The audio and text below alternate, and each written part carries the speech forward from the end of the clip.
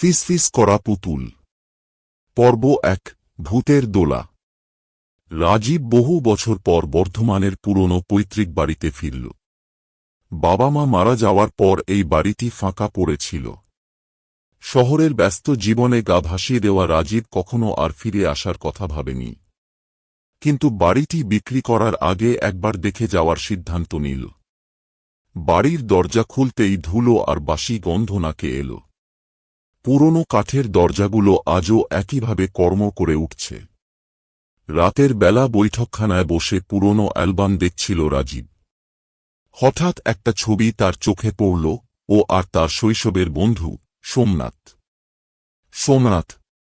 সেই রাতে হঠাৎ করেই সোমনাথ উধাও হয়ে গিয়েছিল।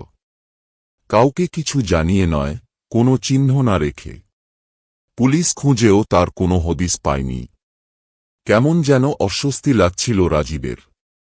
পরের দিন সকালে সে উঠোনের ধুলোমাখা সিঁড়ি দিয়ে উঠতে উঠতে চলে এল ছাদঘরে, যেখানে পুরনো জিনিসপত্র রাখা ছিল। পুরনো ট্রাঙ্ক, ভাঙা চেয়ার, ছেঁড়া বই, সবকিছুতেই ধুলো জমেছে। হঠাৎ এক কোণে একটা পুরনো কাঠের বাক্স দেখতে পেল সে। ধীরে ধীরে ঢাকনাটা খুলল রাজীব। ভিতরে ছিল একটা পুতুল। একটা অদ্ভুত হাসিমাখা পুতুল, যার ফিকে হয়ে যাওয়া চোখ দুটো যেন শূন্য দৃষ্টিতে তাকিয়ে আছে। পুতুলটা হাতে নেওয়া মাত্রই ফিসফিস করে একটা শব্দ এল।